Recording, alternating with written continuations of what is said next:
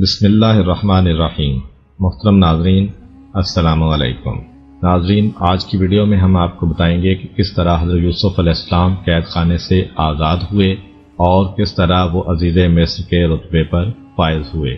اس کے علاوہ مصر میں پیدا ہونے والے قحط کی صورتحال اور اس سے نپٹنے کے لیے حضرت یوسف علیہ السلام کی تدابیر کے بارے میں بھی بیان کریں گے۔ جس دن حضرت یوسف علیہ السلام کو قید خانے میں لے جایا گیا، اسی دن بادشاہ کے 2 نوجوان درباری بھی قید میں ڈالے گئے۔ ان میں سے ایک بادشاہ کا ساقی اور دوسرا باورچی تھا۔ ان پر الزام یہ تھا کہ وہ بادشاہ کو زہر دے دینا چاہتے تھے۔ دوسرے دن وہ قیدی ساقی حضرت یوسف علیہ السلام کے پاس آیا اور کہنے لگا، میں نے خواب میں دیکھا ہے کہ میں بادشاہ کے لیے انگور کا رس نچوڑ رہا ہوں۔ پھر اس کے ساتھی نے کہا کہ میں نے بھی خواب میں دیکھا ہے کہ میں نے کچھ روٹیاں سر پر اٹھا رکھی ہیں اور پرندے ان کو نوچ نوچ کر کھا رہے ہیں۔ تب انہوں نے حضرت یوسف علیہ السلام سے اپنے خواب کی تعبیر پوچھی اور کہا، تم ہمیں نیک آدمی نظر آتے ہو اور تمہارے چہرے پر بزرگی کے آثار نمایاں ہیں۔ جب حضرت یوسف علیہ السلام نے دیکھا کہ یہ 2 آدمی ان کی باتیں سننے پر آمادہ ہیں تو انہوں نے وقت کو غنیمت سمجھا اور قید خانے کے اندر ہی دین حق کی تبلیغ شروع کر دی۔ انہوں نے فرمایا، میں تمہارے خوابوں کی تعبیر تمہارا کھانا آنے سے پہلے بتا دوں گا۔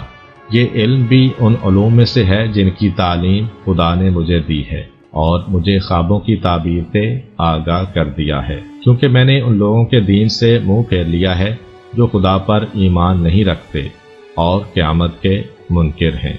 میں اپنے آباء و اجداد یعنی حضرت ابراہیم، حضرت اسحاق اور حضرت یعقوب علیہ السلام کے دین کا پیرو ہوں، اور ہمارے لیے یہ درست نہیں کہ ہم کسی کو خدائے تعالی کا شریک قرار دیں۔ اے میرے ساتھیو، تم ہی انصاف کرو کہ کیا یہ مختلف معبود اور بے قیمت بت بہتر ہیں یا خدائے واحد و قہار بہتر ہے؟ یہ بت جن کی پرستش تم کرتے ہو صرف نام کے خدا ہیں کہ تم نے اور تمہارے آباء و اجداد نے ان کا نام خدا رکھ دیا ہے، لیکن خدا کی طرف سے ان کی حقانیت کی کوئی دلیل نازل نہیں ہوئی۔ یہ چند جملے کہنے کے بعد حضرت یوسف علیہ السلام نے اپنی گفتگو جاری رکھی اور ان دونوں کے خوابوں کی تعبیر بیان کرتے ہوئے کہا، اے میرے ساتھیو، تم میں سے جس نے یہ خواب دیکھا ہے کہ وہ انگوروں کو نچوڑ رہا ہے، اس کے خواب کی تعبیر یہ ہے کہ جلد ہی اس کی آزادی کا حکم صادر ہوگا اور وہ اپنے عہدے پر فعال ہو جائے گا۔ اور جس نے خواب میں دیکھا ہے کہ وہ سر پر روٹیاں اٹھائے ہوئے ہے، اس کے خواب کی تعبیر یہ ہے کہ جلد ہی اسے سزائے موت دے دی جائے گی، وہ سولی پر لٹکا دیا جائے گا اور پرندے اس کا مغز نوچ نوچ کر کھائیں گے۔ یہی ہے ان خوابوں کی تعبیر جو تم نے مجھ سے بیان کیے ہیں۔ پھر حضرت یوسف علیہ السلام کو خیال آیا کہ یہ ساقی کہ جو جلد ہی رہا ہو کر شاہی دربار میں جانے والا ہے، کیوں نہ وہ اس کے ذریعے سے اپنی رہائی کی صورت پیدا کریں۔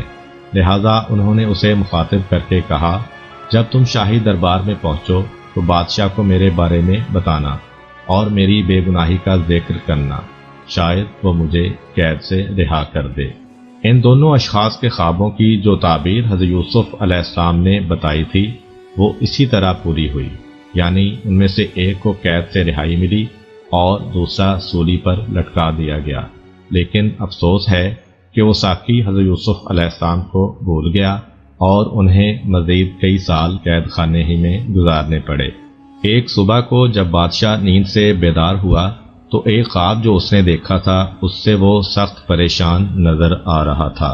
قوم کے علماء اور رؤسا کو دربار میں طلب کیا گیا اور اس نے اپنا خواب ان سے یوں بیان کیا، میں نے خواب میں دیکھا کہ 7 موٹی تازی اور خوبصورت گائیں ندی سے نکلیں اور ایک سبزہ زار میں چرنے لگیں۔ کچھ دیر کے بعد 7 کمزور اور بد شکل سی گائیں پانی سے باہر آئیں اور وہ پہلی 7 گائیوں کو کھا گئیں۔ پھر میں نے گندم کی 7 ہری اور 7 سوکھی بالیاں دیکھیں۔ خواب بیان کرنے کے بعد بادشاہ نے حاضرین کو مخاطب کر کے کہا، اب تم لوگ مجھے بتاؤ کہ اس خواب کی تعبیر کیا ہے۔ علماء نے بہت غور و خوض کیا، لیکن انہوں نے خود کو اس خواب کی تعبیر سے عاجز پایا اور کہنے لگے، جو کچھ آپ نے دیکھا ہے وہ آپ کی دماغی پریشانی کا نتیجہ ہے اور ہم اس قسم کے خوابوں کی تعبیر نہیں جانتے۔ تاہم بادشاہ کا خواب ایک وسیلہ تھا جو خدا نے حضرت یوسف علیہ السلام کی رہائی کے لیے فراہم کیا تھا۔ چنانچہ اس خواب نے اس ساقی کو یوسف علیہ السلام کی یاد دلا دی اور اسے برسوں پہلے کا واقعہ یاد آ گیا۔ وہ فوراً بادشاہ کی خدمت میں حاضر ہوا اور کہنے لگا، بادشاہ سلامت، آپ کے قید خانے میں ایک عالی ظرف، روشن خیال اور دانش مند شخص موجود ہے جو خواب کی تعبیر بتانے میں ماہر ہے۔ آپ مجھے قید خانے تک جانے دیں تاکہ میں اس سے آپ کے خواب کی تعبیر پوچھ آؤں۔ وہ ساقی بادشاہ سے اجازت لے کر قید خانے میں آیا، حضرت یوسف علیہ السلام سے ملا اور کہنے لگا، اے راست گو یوسف علیہ السلام، آپ مجھے بتائیں کہ اگر خواب میں یوں دیکھا جائے کہ 7 کمزور گائیں 7 موٹی تازی گایوں کو کھا گئیں اور پھر گندم کی 7 ہری اور 7 خشک بالیاں نظر آئیں، تو اس خواب کی تعبیر کیا ہے؟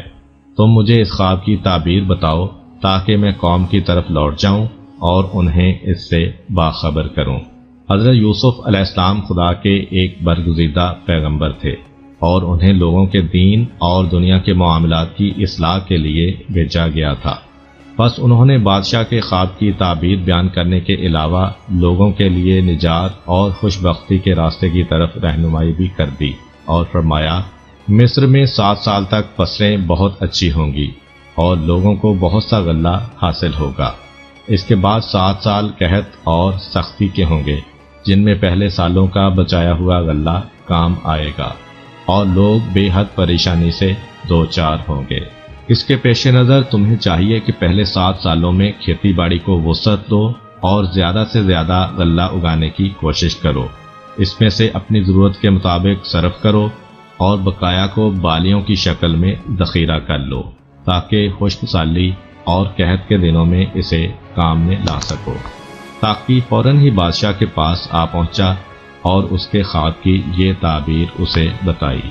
اپنے خواب کی یہ تعبیر سن کر بادشاہ کا چہرہ کھل اٹھا اور اس کا رنج و غم زائل ہو گیا۔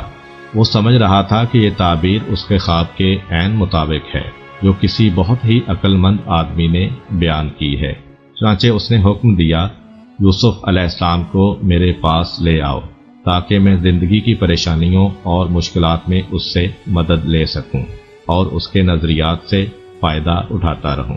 اس پر شاہی نمائندے حضرت یوسف علیہ السلام کو رہائی دلانے کے لیے قید خانے پہنچے، لیکن انہوں نے رہائی حاصل کرنے سے انکار کر دیا، حالانکہ اس وقت ان کے لیے آزادی کی بڑی اہمیت تھی کیونکہ وہ سال ہر سال سے قید خانے کی گھٹی گھٹی فضا میں زندگی بسر کر رہے تھے۔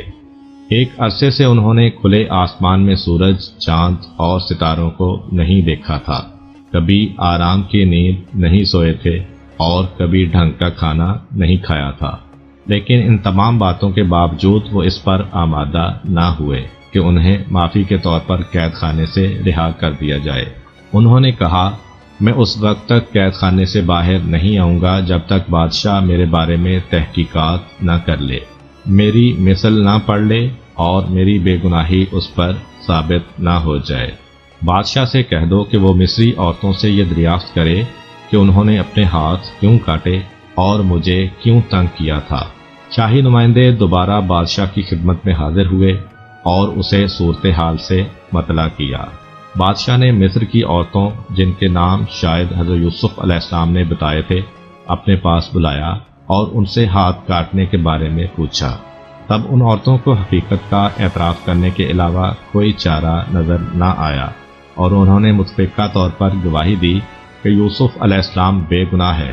عزیز مصر کی بیوی نے بھی اپنے گناہ اور یوسف علیہ السلام کی بے گناہی کا اقرار کر لیا، اور یوں حضرت یوسف علیہ السلام عزت و آبرو کے ساتھ قید خانے سے باہر آئے۔ امید کرتا ہوں کہ آپ کو آج کی ویڈیو اچھی لگی ہوگی۔ اگر آپ کو ہماری ویڈیو اچھی لگی ہے تو ویڈیو کو لائک کریں اور اس طرح کی مزید ویڈیوز دیکھنے کے لیے ہمارا چینل سبسکرائب کر لیں۔ ملتے ہیں نیکسٹ ویڈیو میں، اجازت دیجیے، اللہ حافظ۔